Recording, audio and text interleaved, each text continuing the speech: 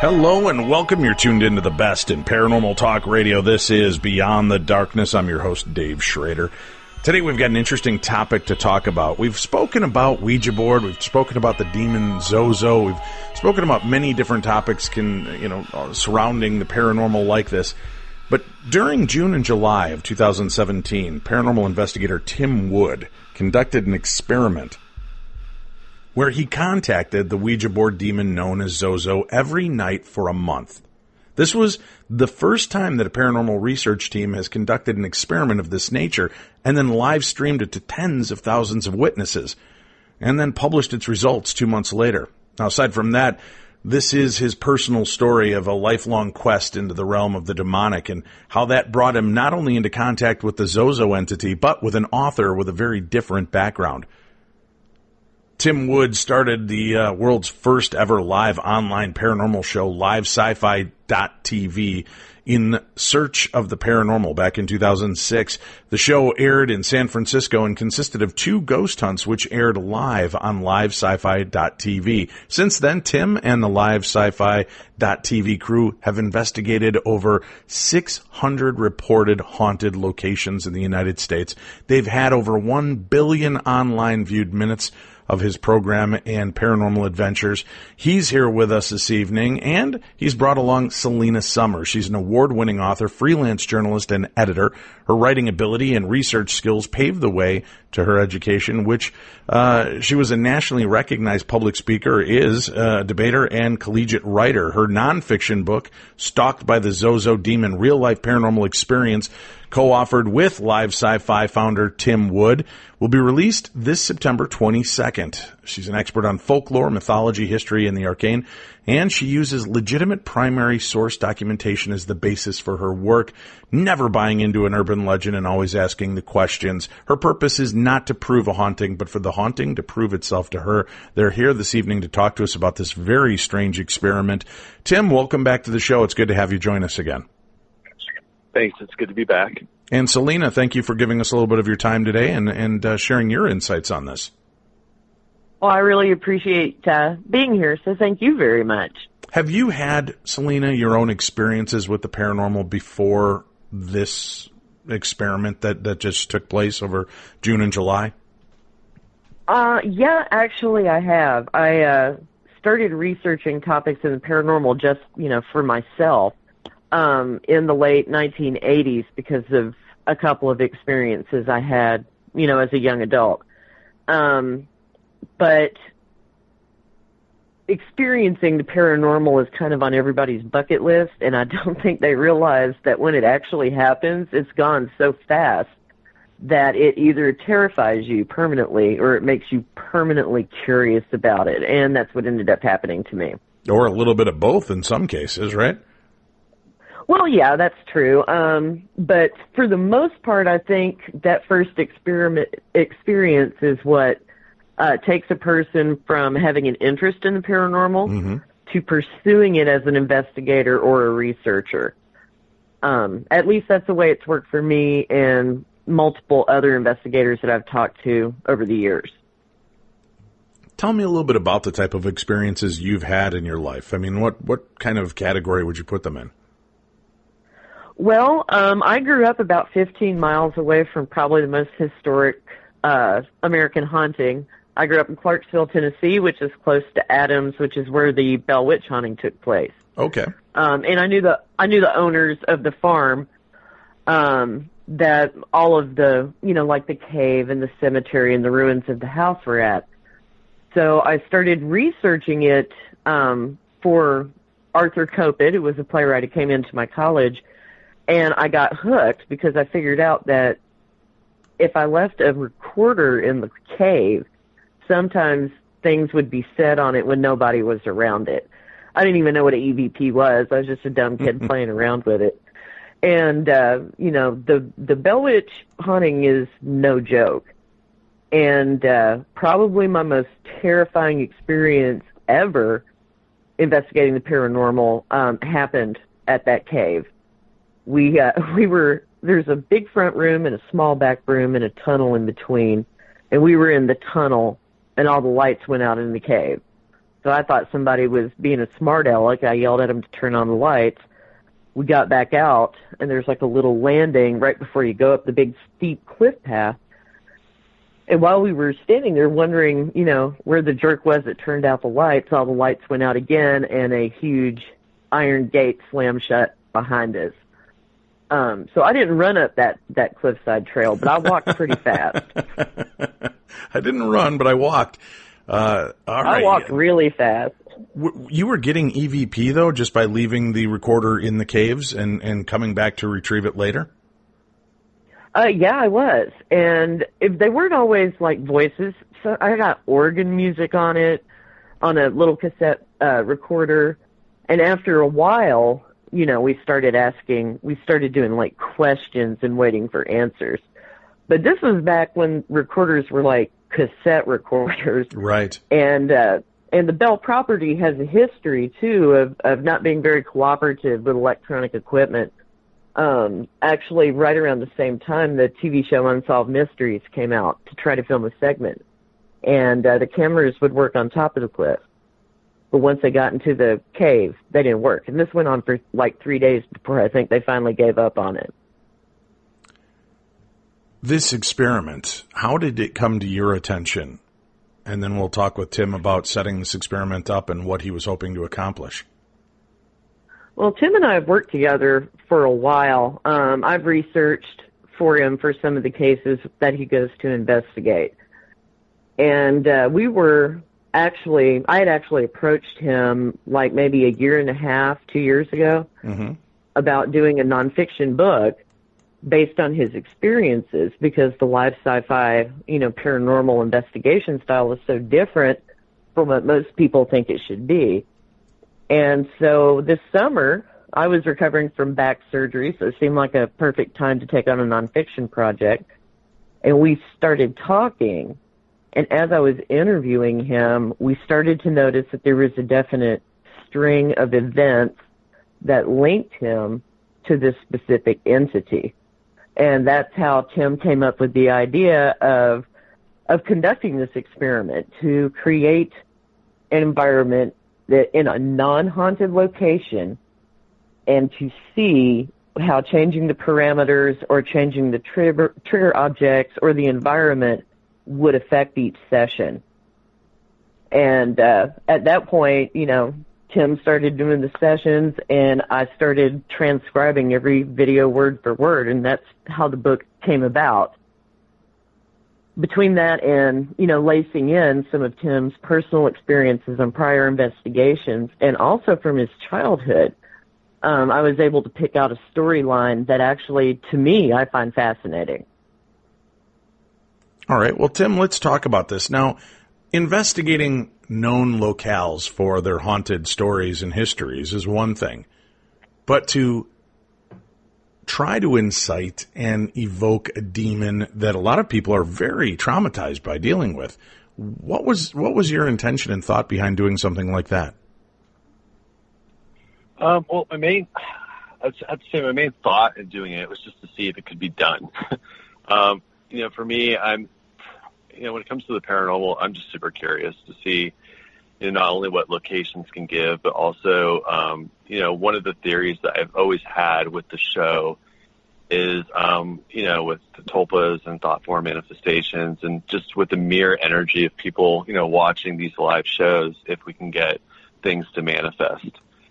So, that was part of the experiment. But the other part was, I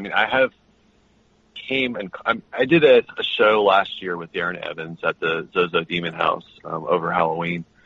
It was a 5-day show, and back in, before I talk about that, but back in 2008, one of the very first times that I've ever used a Ouija board was at the Stanley Hotel. It was the first time I ever actually put my hands on one.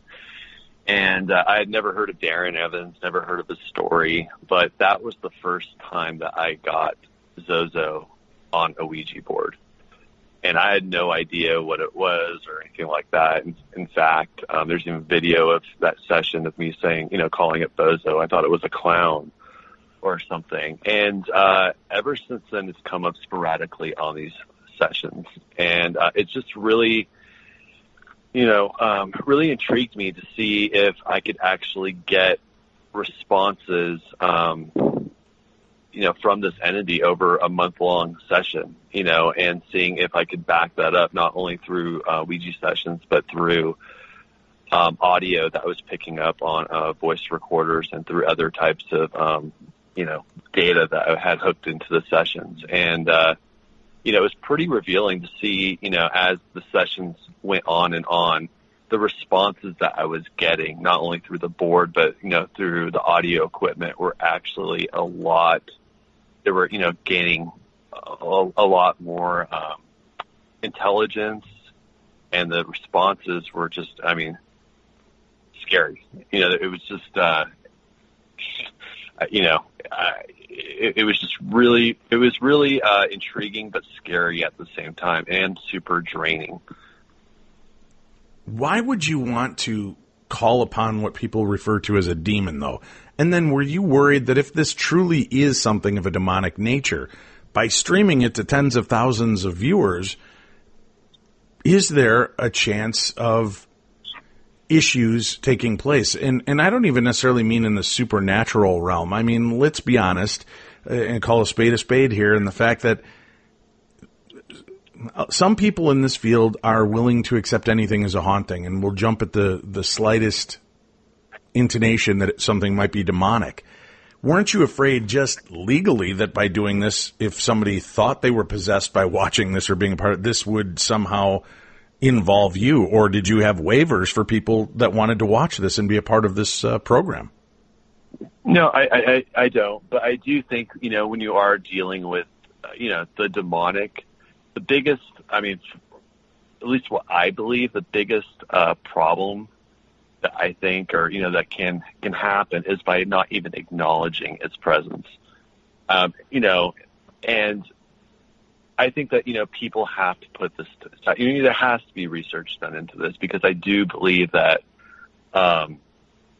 you have to, at least I believe that, my purpose, and it's really strange, but I believe that my purpose was to, and it came out with working with Selena, that, as we started, putting the book together, I almost feel like it was like, one of my purposes in life was to document, this phenomenon. And for, all the people out there, every day I get, 100, maybe, it depends on the day, but I can get anywhere from 10 to 100 emails from people out there who are experiencing the phenomena. And, then you also get the people out there saying that it's fake, and, I think that there's a lot of people out there who don't have the ability to, document or videotape their sessions or, put them up on YouTube. But, I think that this book and me doing this experiment is for all the people out there who have experienced it and who can go back and, feel almost like some sense of validation that what they are experiencing is real. All right. Selena, did you have any reservations about getting involved in something like this because there was potential for communication with the demonic realm? I came into this with a fairly fixed opinion on what I thought the Zozo phenomenon entailed.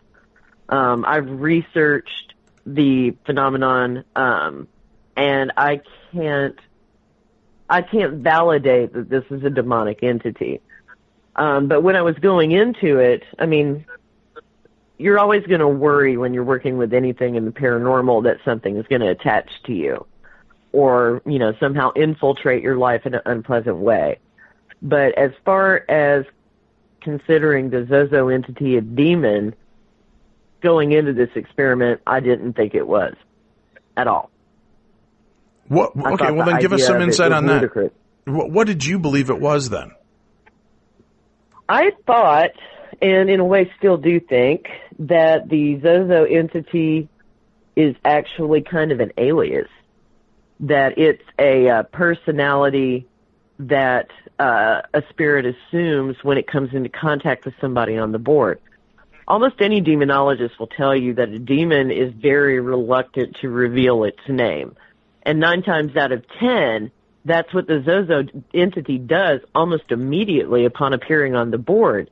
Z-O-Z-O-Z-O. So from the outset, because of that, I was convinced this wasn't a demonic entity. Now, my opinion on that has changed slightly since the experiment. Okay. Because the experiment surprised me. It surprised me seriously. It got very dark, very fast, and every session was darker than the one before. Well, speaking of getting dark, let me make a quick mention. Blinds Galore Labor Day sale starts Wednesday, August 30th.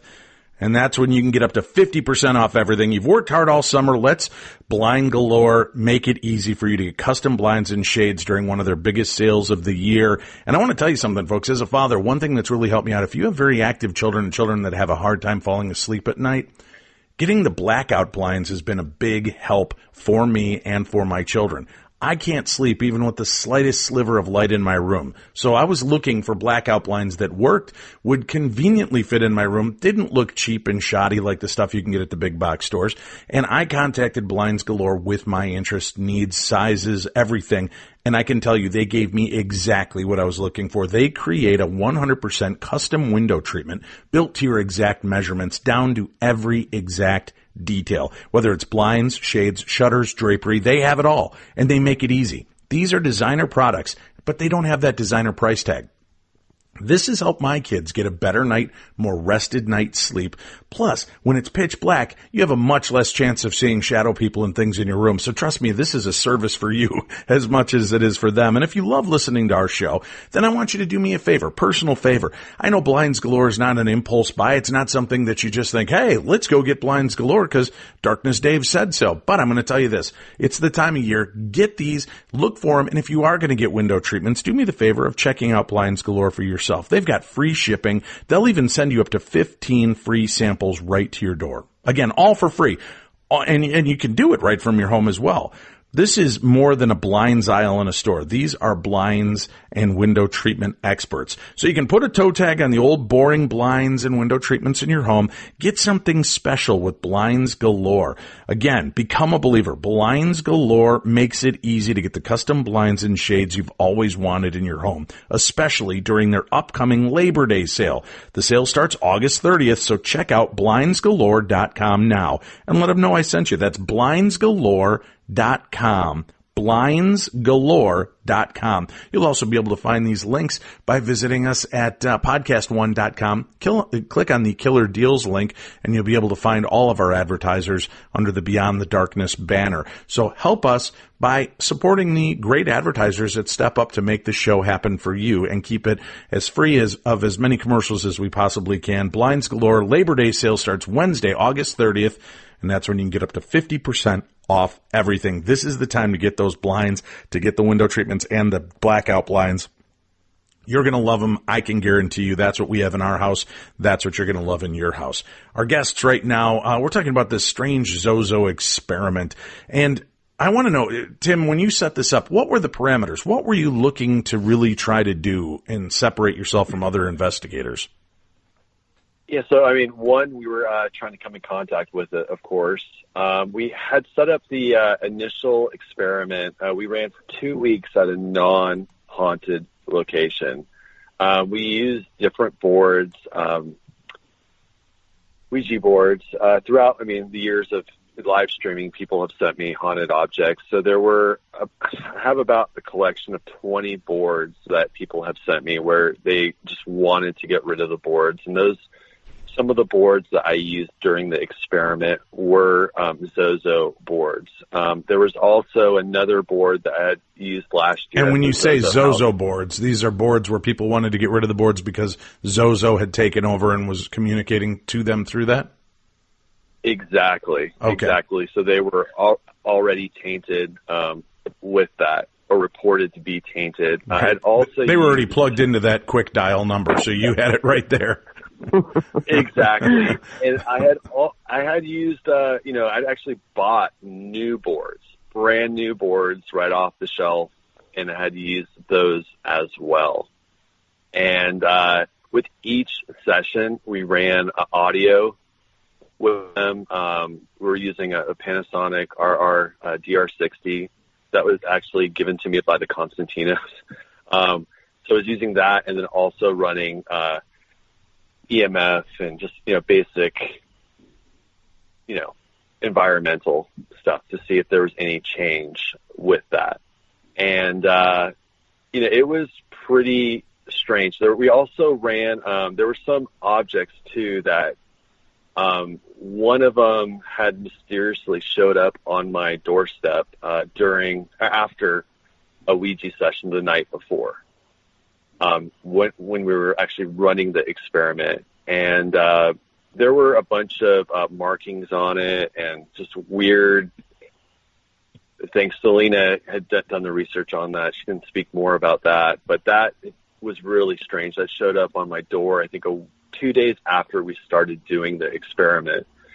And what's strange about that is that I had just moved to a new house. No one knew my address or anything. I'd not given my address out to any viewers or anything like that. It was a fresh, I just moved into this home, and this object just wound up on my car, which was really odd. I have no idea how it got there, who put it there.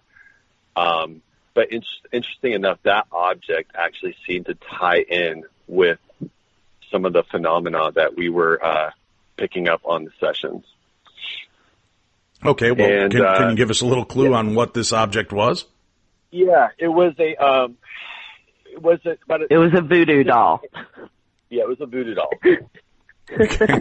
Were you a little nervous to tell me, Tim? It's a the thing, the thing just gives me the creeps. I mean, I don't know. It was just the weirdest thing to wake up the next morning to go out and get some milk and some groceries and to find a voodoo doll on my car.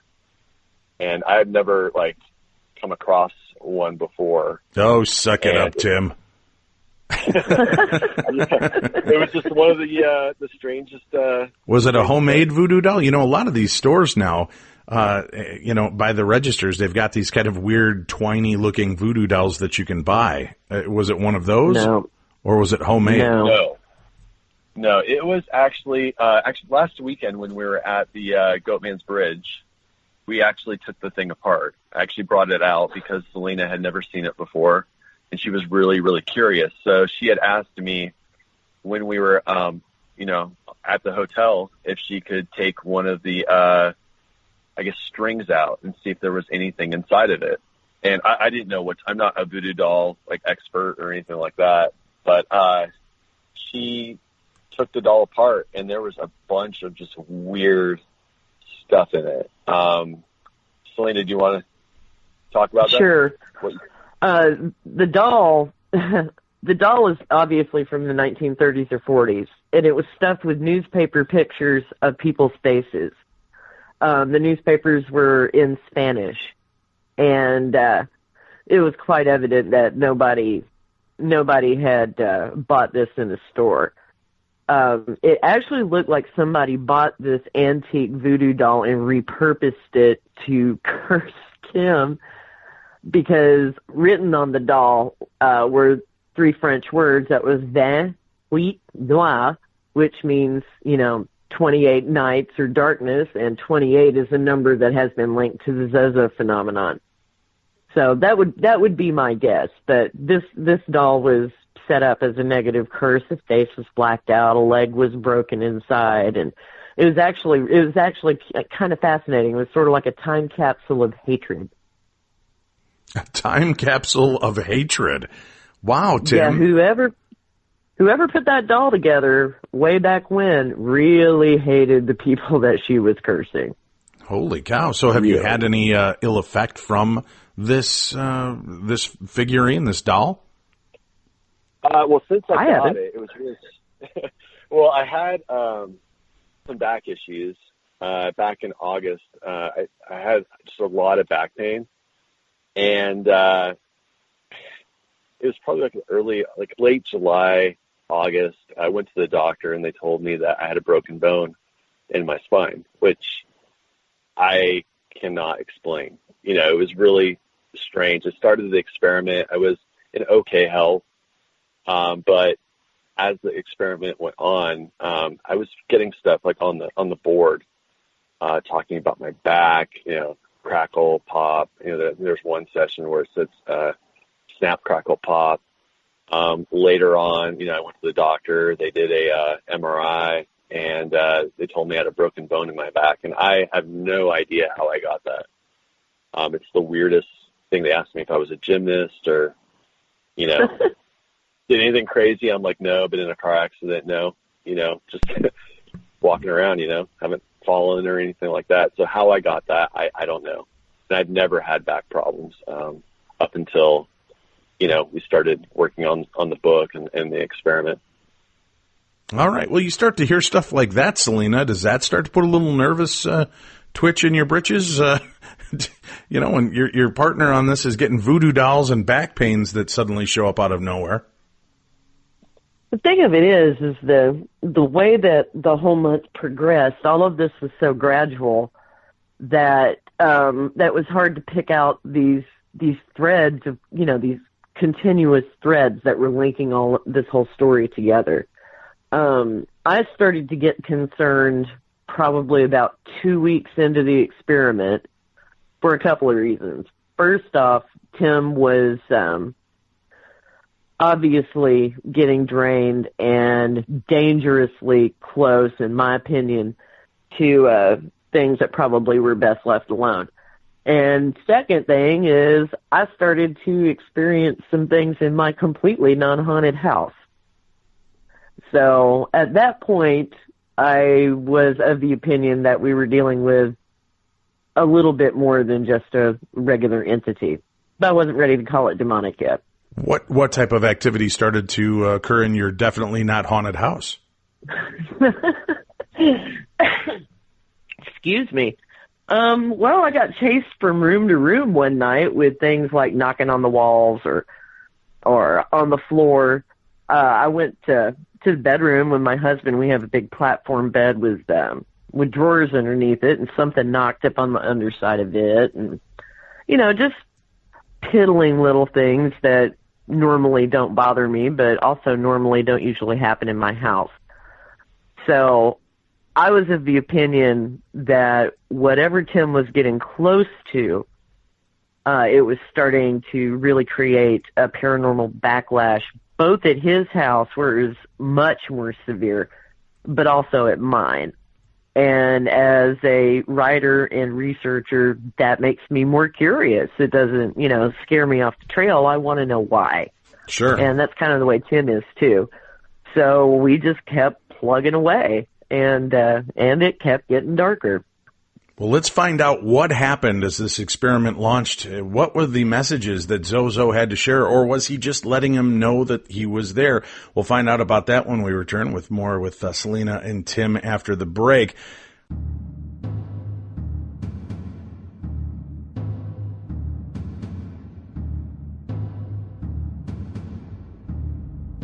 Beyond the darkness.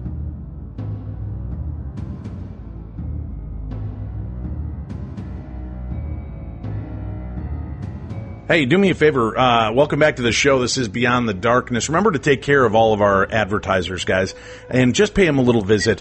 Any support you can give them helps the show a long way. And I know some of you are a few weeks behind in listening to these shows, and you might have missed out on a sale. You might have missed out on this. You might have missed out on this. But just try to take advantage of the different items. When you need something, keep us in mind. And I know sometimes it's real easy to let it gloss over, and then, I know a lot of you end up using some of the advertisers later on when you get to that point and you need a new car or you need windows or window replacements.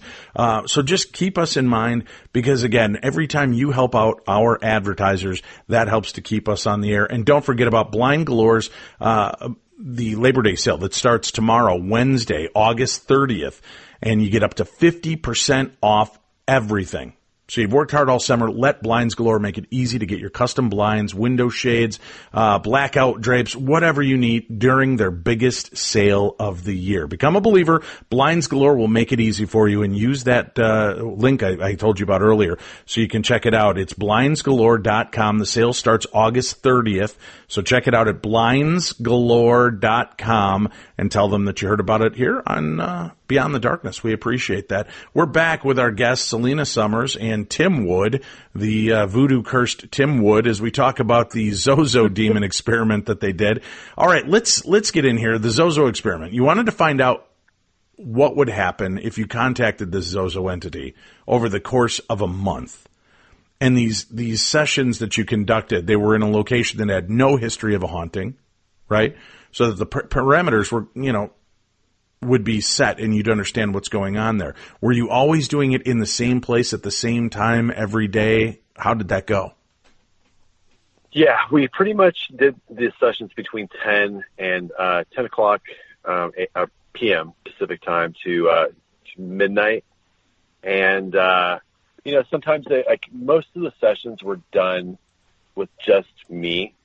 And there were probably about 5 or 6 sessions that were done with other people. I would have people come up and have them hop on the board. Sometimes they would do it alone, and sometimes they would hop on it with me. And a couple of the people that I had on there they had no idea what was going on. Patrick, he came out there and he was just freaked out. And it was really strange because it seemed as soon as we mentioned the name Zozo, the activity in that room that we were doing it in would just ramp up.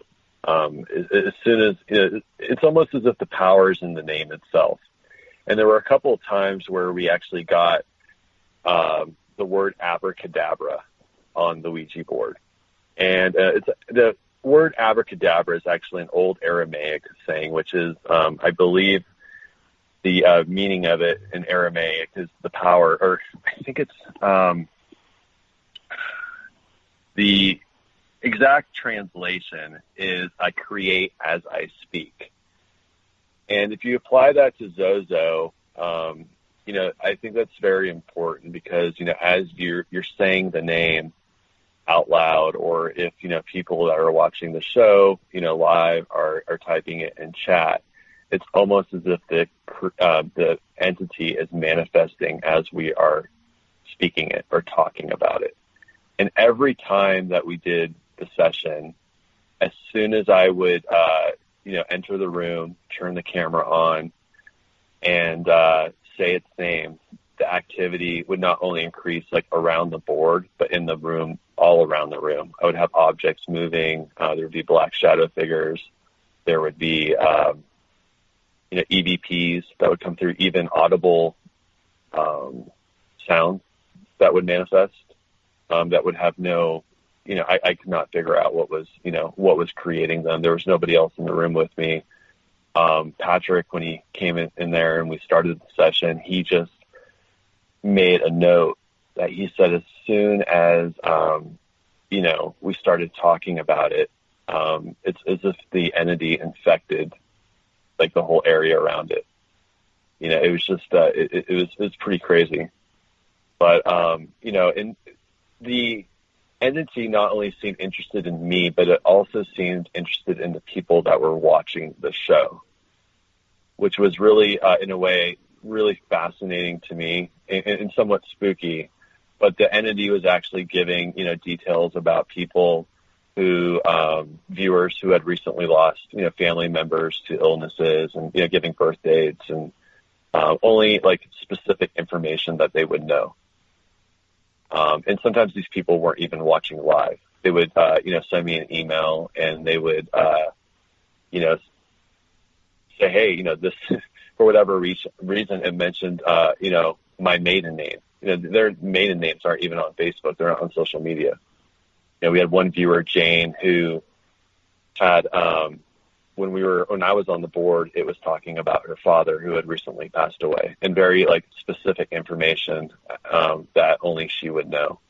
And that just really, really, creeps me out. that the entity or whatever it was giving out this information. It's almost as if it wanted. Jane had remarked that when she initially got interested in live sci-fi because she was she started using a Ouija board, but she had stopped after watching some of the sessions that I had done. And it was right before she had watched that she had actually contemplated in using the Ouija board. But then after, she got that information, she just thought it was just so weird and so creepy that, she was a little bit curious, but, she decided not to use it. So it was very, interesting to see that not only the responses that I would get, but some of the responses that were directed towards the people that were watching. Well, I know Selena weighed in a little bit earlier kind of on some thoughts. What exactly do you think you're dealing with here? Is this a demon? Is it a collective consciousness? Is it an elemental being? What do you think you're really dealing with on this spectrum? Because again, being who I am, I could see if I decided to stay here earthbound and wanted to keep an eye on my family, I could see being the smartass that would just keep going and pushing the planchette to Zozo just to freak people out. Not being a demon myself, but just being a dick. I could see being that guy. Where do you weigh in on this at this point? Do you believe that there is evil intent behind it or more psychological from the people involved in the experiment?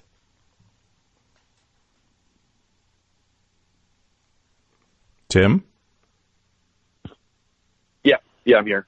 Was that directed towards Selena or me? Towards you. Selena kind of weighed in a little bit earlier on some of the thoughts, but I'm curious what your thoughts were.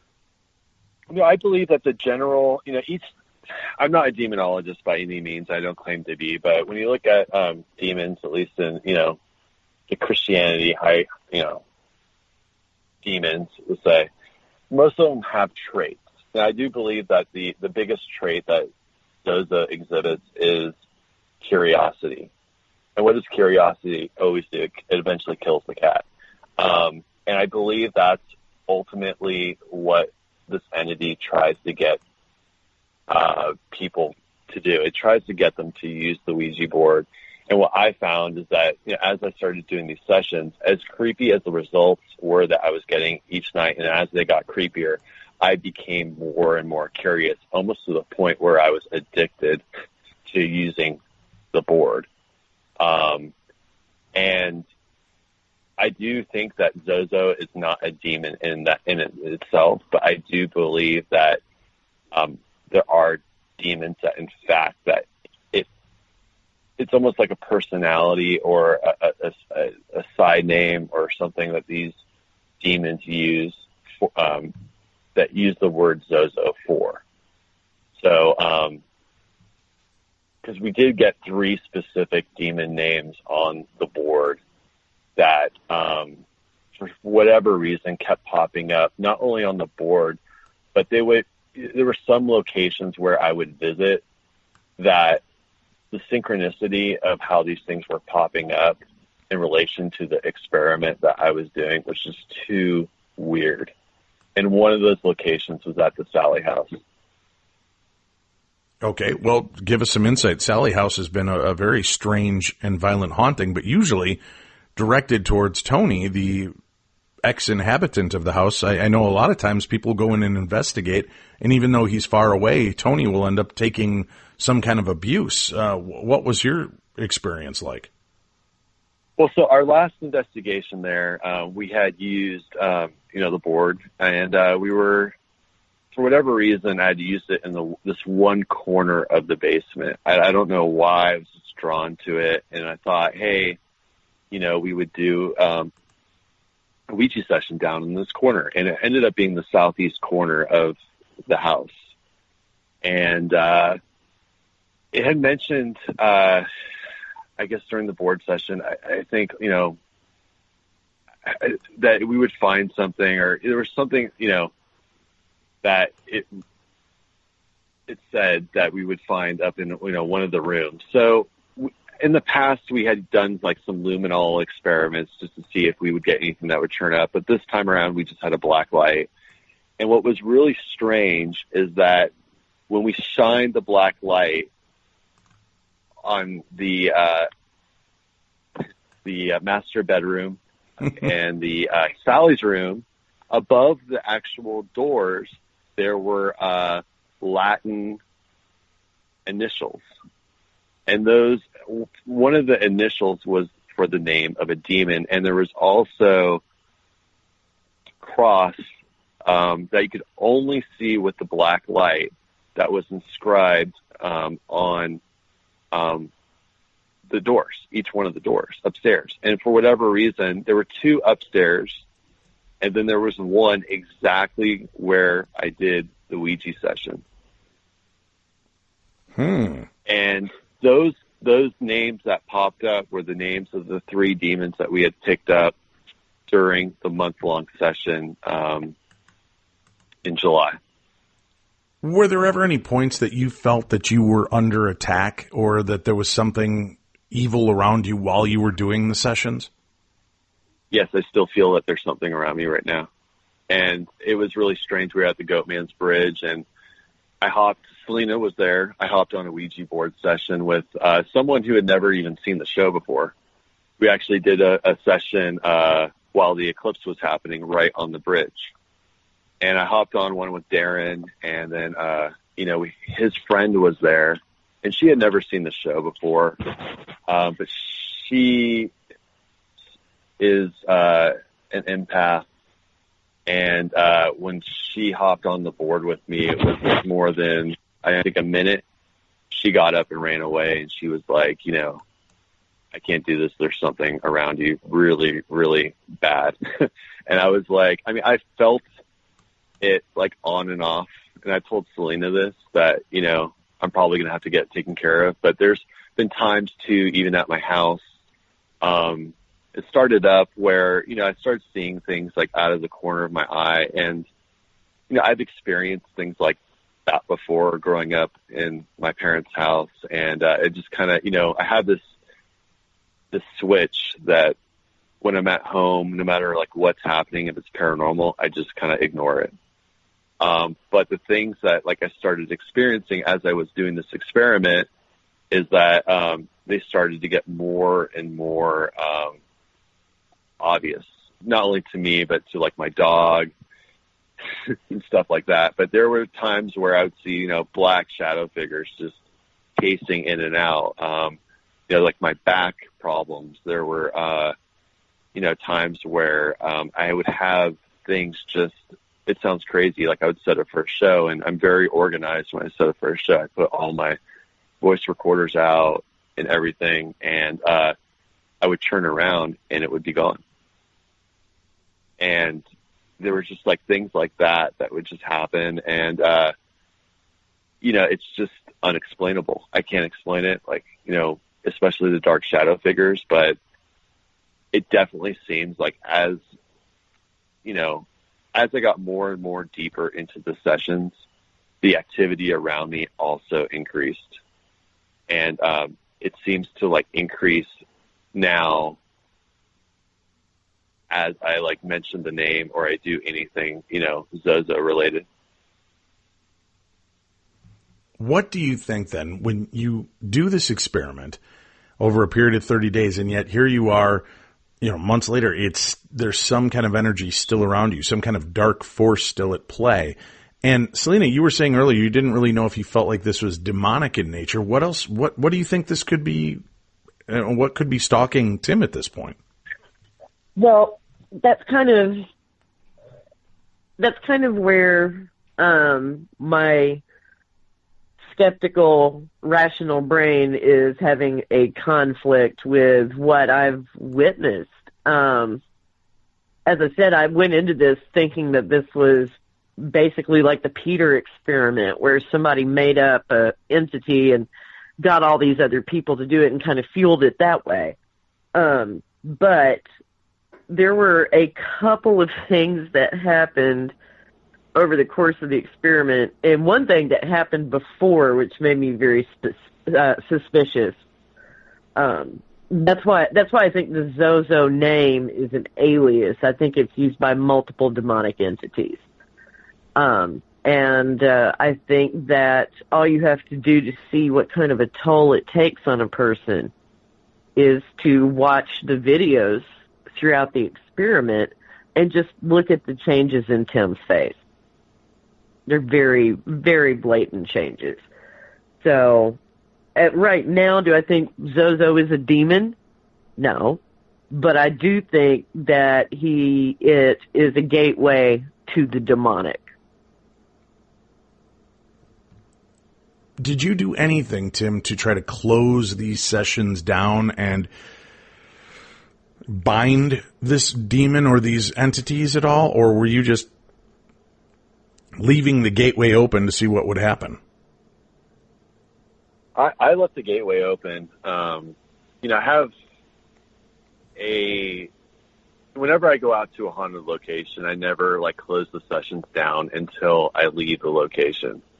And with this experiment, I treated it the same way. I didn't close the sessions down.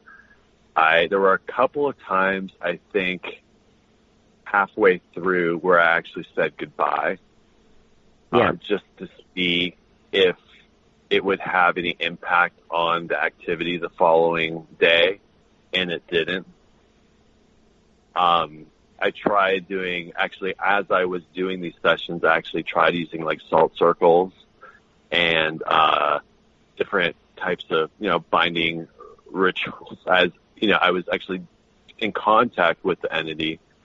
And that was really interesting too, because the audio that I recorded within the salt circles, as opposed to, when they were open and closed, was amazing. It was just absolutely amazing. I mean, it was creepy as hell, but the activity that... What about it was creepy? What kind of sounds were you collecting? I mean, we're talking about screams, just threats, Class A EVPs. It wasn't just a B or C EVP. No, this is full on, not just one single word responses. We're talking full sentence responses. And these were all just maybe 1 to 2 minute burst sessions where I just used a recorder that was on voice activated mode. And I would, place a salt circle around me and do an audio session, because I was curious to see if the activity would, I was hearing noises when I was doing these sessions. I was hearing movement. I was hearing noises around the room that I was in. And I was curious to see if I could call it in closer, place the salt circle around it, and actually see if that would have any impact on the audio, or, not just the responses that I was getting on the actual board, because that can be, I could be moving the planchette or whatever like that. But I was really curious to see if I could validate the responses that I was getting on the board through audio. And I was. I mean, that was I thought one of the most amazing. I mean, for me as a paranormal investigator, when you're, using a device such as a Ouija board, and you're, you could be moving it through the, ideomotor effect or whatever like that. But when you're able to actually get Class A EVPs along with that are actually validating what you're getting at the same time on the board, that to me was just, a pretty cool evidence. All right. So now you've been doing this. You've had the experiment. You've posted your findings. What do you really believe is going on then? And is this something that, if people are interested in communicating, would you suggest rules to engagement on this, or do you suggest just leaving the being alone? I would suggest just leaving the being alone. And for me, the reason why I did it is so that other people didn't have to do it. As weird as that sounds, I was, really curious, for one, to see, if the phenomena was legit. I came in contact. I wasn't sure if it was, something that was real, or if it was just something that I might have just got, by chance a couple of times. But I would suggest people not try to duplicate the experiment. And, it's one of those things where I run into people in the field, and some are, have been in the field for a while. Some are just starting out. And it always surprises me what people say about Zozo, and they think it's almost like something that is cool to come in contact with. Or, there's been some researchers who come up to me and they're like, oh, I'll be out on an investigation. I'll light them out. And they're like, hey, we should contact Zozo tonight. That would be really cool to come in. I'm like, why would you want to do that? For me, the biggest problem that I have had is that I feel that I've not been able to get rid of the entity. And I almost feel like it contaminates a lot of the places that I go to, with the audio and different phenomena. And it's been really hard for me to know whether, when I go to a haunted location like the Hinsdale house or some other place, to know if the responses that I am getting are from the Hinsdale house or if it's from Zozo. Right. And it's been, and that for me has been kind of a nightmare, because it seems that all I have to do is for someone to get, for someone even to mention, for me to bring it up. And it was kind of funny. The first investigation that Selena and I went on was at the Hinsdale house, and we were actually laying down on the couches. She was on like one side of the living room, I was on the other, and I said, look, or she said something like, oh, you should just try to contact Zozo really quickly. I said, just watch. I said, I grabbed my recorder, and I said, watch. I said, Zozo, if you're here, can you say your name into the recorder? And Selena, what did it say? Well, it said, my name is Zozo. Yeah. It's very... Right away. And for the rest of that investigation, I was getting like Zozo-related stuff. That's all it took. And that's why, like, and is this audio and video available for people that are listening right now to review and hear for themselves some of these EVPs? Yep. And all the video that we record is unedited. I mean, there are some edited clips on YouTube, but I would say 95% of the content that we do on YouTube is live. It's completely unedited. These sessions just consisted of me pretty much in this room with like a Ouija board, and that was it. There was some other equipment around, like audio recorders and stuff like that, but it's completely live. Well, at the time it was live and completely unedited. Well, I'd love to see it. I know we're going to put the links up to both of your websites so people can follow along and pick up your book and get this done. So what's your next step, guys? I mean, what do you do? Obviously, you can't walk around with this schmutz on your soul for the rest of your life, Tim. What's the next step of evolution for you? For right now, I mean, I'm kind of staying away from the Zozo stuff. We did we went to the Goatman's Bridge last weekend and we filmed something, but, I'm trying to stay away from it. And, for me, it answered a lot of questions that I had, kind of lingering questions about like why I got into the field. And, it was kind of cool putting together the book with Selena because it kind of tied everything together a little bit for me about like how I got into the field and about some early childhood experiences that I had. So for me, I feel like just by working on the book and doing this experiment, it kind of answered a lot of the questions that I had regarding the Ouija board and some of the activity that I've been experiencing. So I would say that part of my curiosity has been satisfied. So I really don't have any need, feel any more need to contact it. And what about you, Selena? You've seen this opened up on Tim now. You see what's happened and the results and how it has continued. What has this done for you and your curiosity with the supernatural? My curiosity with the supernatural is pretty much unchanged. I do feel a certain responsibility with this book and the way we talk about it and what we relate in it to reiterate that this is not a game. and talking to Zozo is not cool. This is a very dangerous thing to do. And I think it's important that gets out there. I mean, they're making movies about it now, and, you know, Ouija boards are up in sales and all of that fun stuff. As for me personally, you know, as long as I'm around Tim, Zozo's not going to pay any attention to me whatsoever, so I think I'll be fine. So Tim is your Zozo bait. Yeah, pretty much. My Zozo shield. Nice. You know, Zozo laser, because I'm a really nice person like that.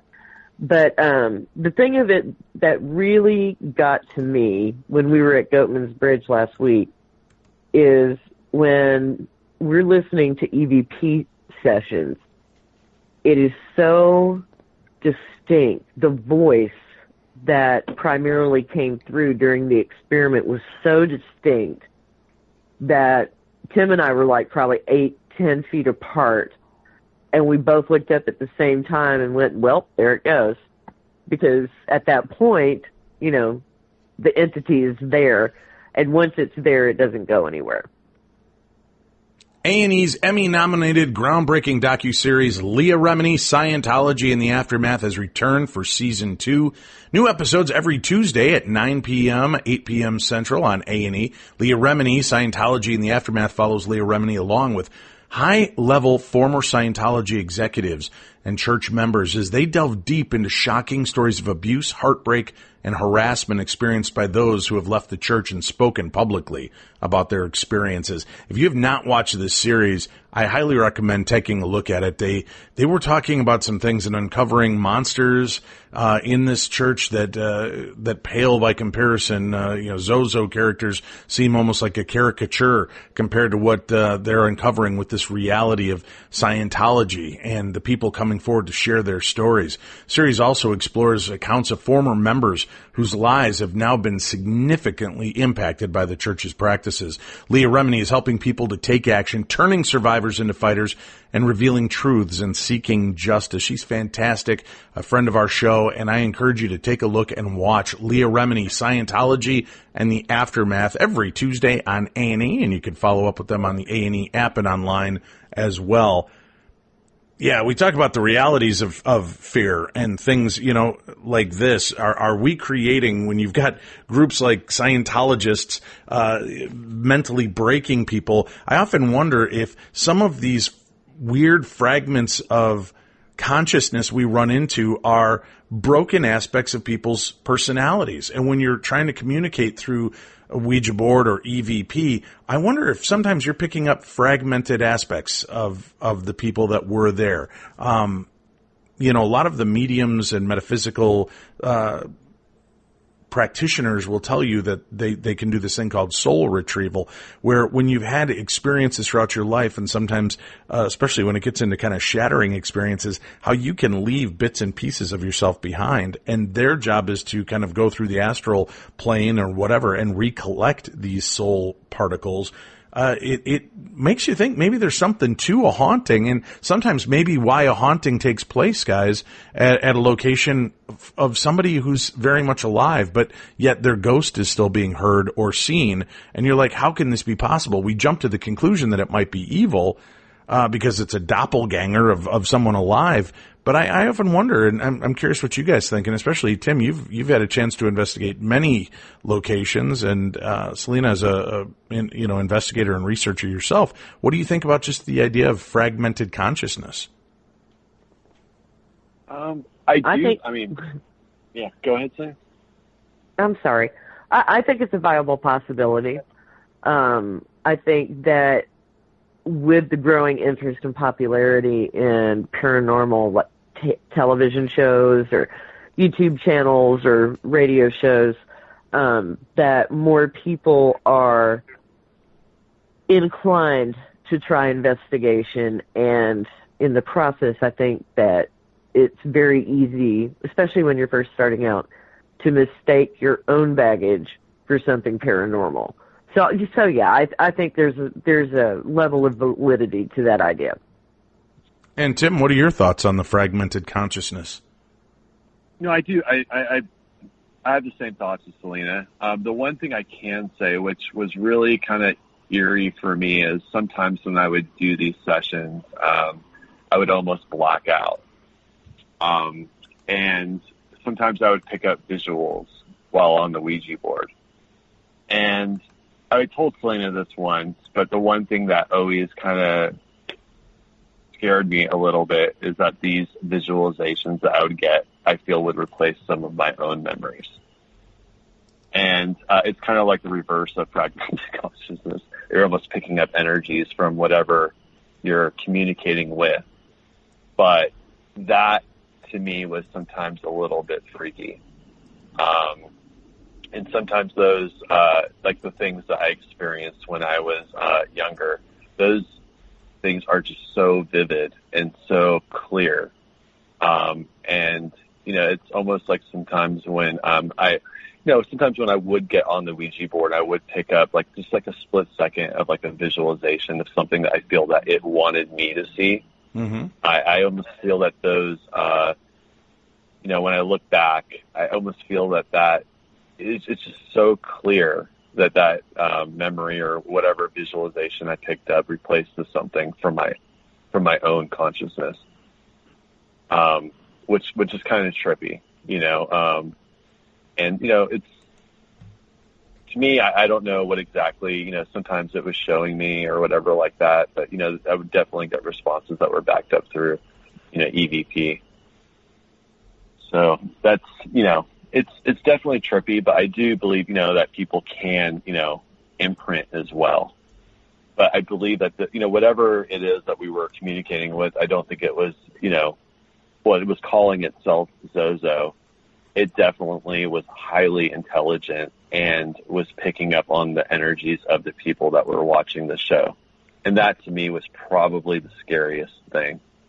That it was not only picking up on my energy, but the people that were invested in watching the live show or watching the tape once it was taped.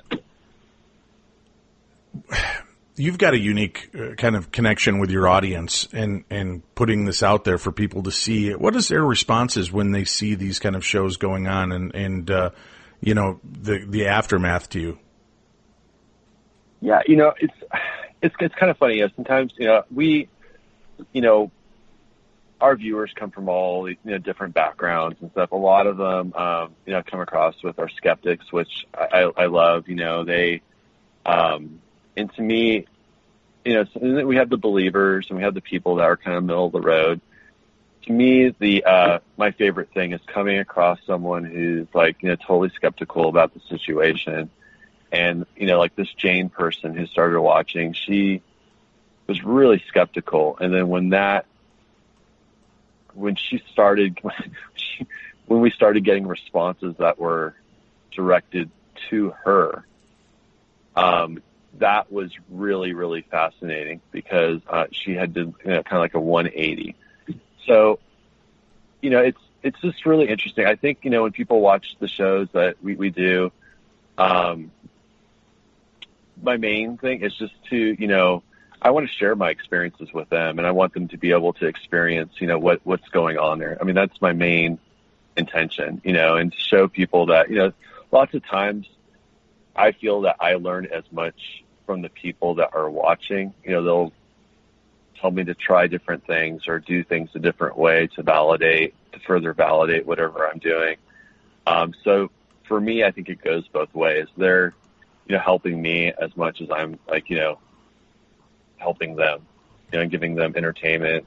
Some people watch the show for entertainment. Some people, watch it because they want to experience something, and giving people that experience is, to me, is,